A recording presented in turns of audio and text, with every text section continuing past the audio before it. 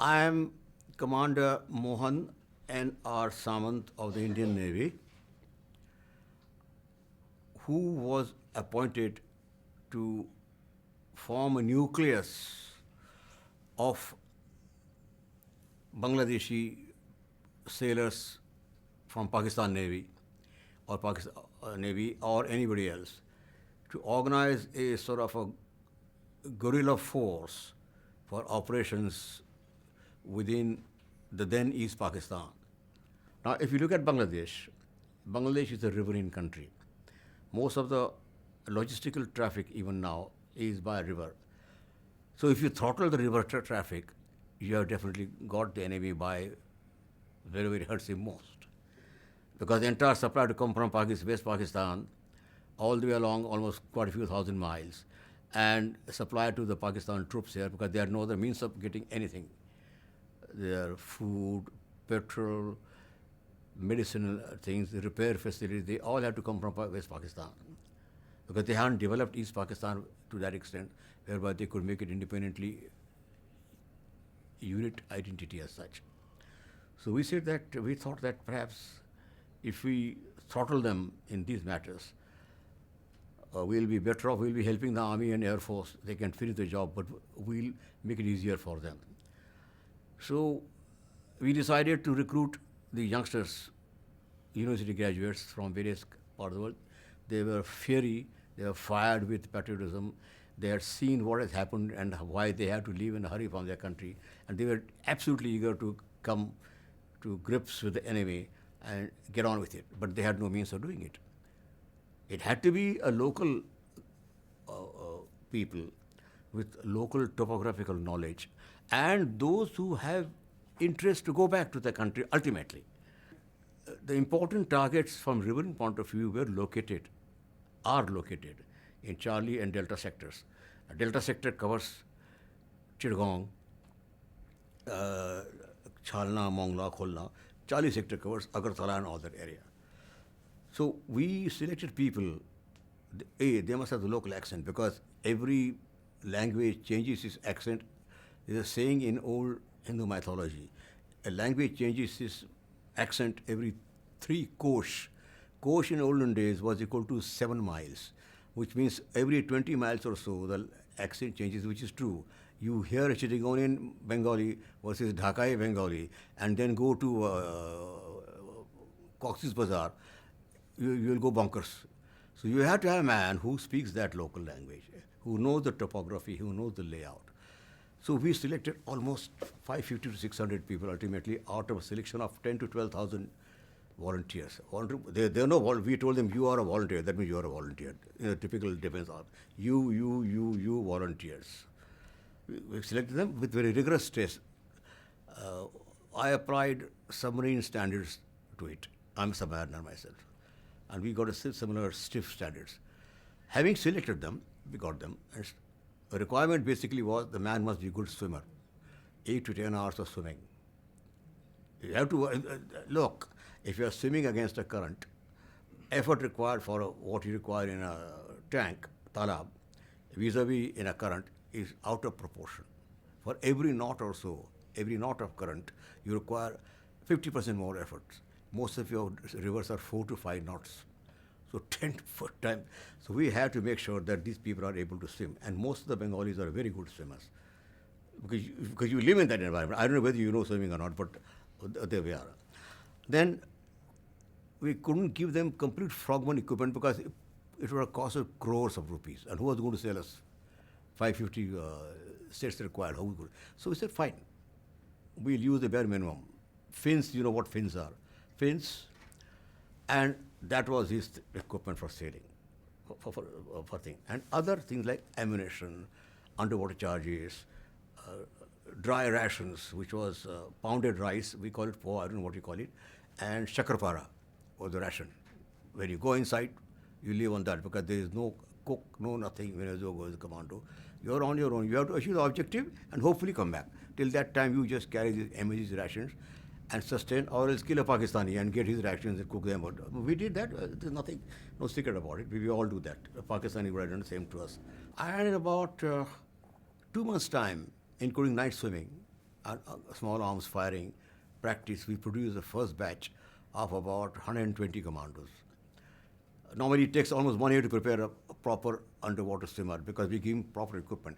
There was no need for that. We said we will infiltrate, put these people in areas they know very well, and do the damage in different way. A most effective way of sinking a ship besides the gunfire, which we didn't have, or a torpedo, which we didn't have, is what we call a limpet mine. Limpet mine is a mine which is used with to stick against the ship's hull by a magnet.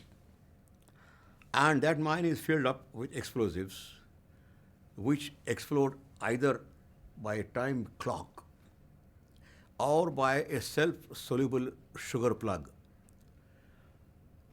Actually, it's actual sugar. You put this thing and get out from there because when the water starts moving, the sugar melts. And when sugar dissolves, the last spring load comes up, and that's the end of it. You won't get time to say even Allah. You're finished by the time. And that mine explodes, and the deeper you put it on the ship's hull, the better it is because the pressure of the water goes up. It has about 4 to 5 kilograms of charge, and that charge at a depth of from surface of about 2 meters or 3 meters can make a hole as big as this. So with this thing, we planned our attacks, first attack set of attacks, and 4 or 5 ports, including Chittagong, Narsingdi, Chalna, Mongla, Khulna, Narayanganj, Chandpur, and all that areas. And we inducted these people 3 to 4 nights before. For instance, Chittagong, we inducted them from Belonia, from Agartala sector, Wat, from Laksham and all that area, and went there and told them you will get a signal. On Swadhin Bangla Betar, which was there, we had 2 signals made out. On MF frequency, medium frequency, long range, which you get local broadcast. We had a coded song, okay? Ami tu my varsu, that song like that, which means attack will be taking place in 24 hours time, get ready. And if the attack is cancelled, the song was played again the same evening, that means attack is cancelled. And attack to be carried out, we had a song sung by a woman, Amar Putra Sanse Badi. She said, my doll's wedding and all that. And that is very aggressive, the women's voice of high pitch. So when that signal comes, you attack. And we did that. And that night was as you know, Pakistan's national day is on 14th night. India's 15th.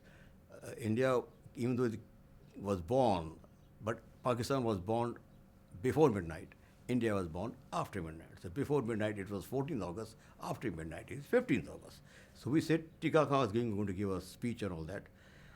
So we said, hell with him, let's surprise him. And the attack went so successful, apart from about 5 or 10 deaths who got swept away by the current, all of them returned back. And the havoc which he created was fantastic. There was a very fine reporter of a British paper, The Telegraph, who was stationed at that time in Dhaka. Her name was Claire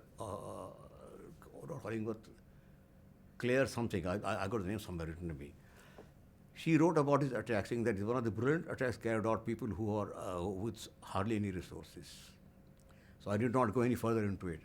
And we continued to carry out attacks like this almost every fortnight or 3 weeks for the rest of the war.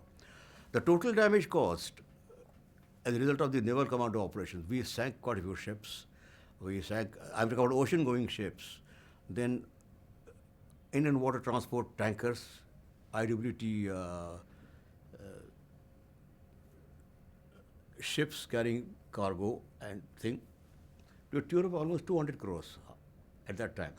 But this money is nothing. But the cumulative effect of damage caused by these things was out of proportion. Because straight away, Lloyd's insurance for merchant ship went up almost 10 times. The ships refused to come to this place. And the Pakistani ships did not come here. So, there was a time in Chittagong Harbour and Chalna Mongla, there was not a single ship entering. Almost a month or so, you can imagine. So that was the effect achieved by these 11 or 12 sailors of mine with 120 commandos. Totally untrained, all that. You didn't require paratroopers, you didn't require, this is the thing we did it over there. Then we said, this is getting boring now.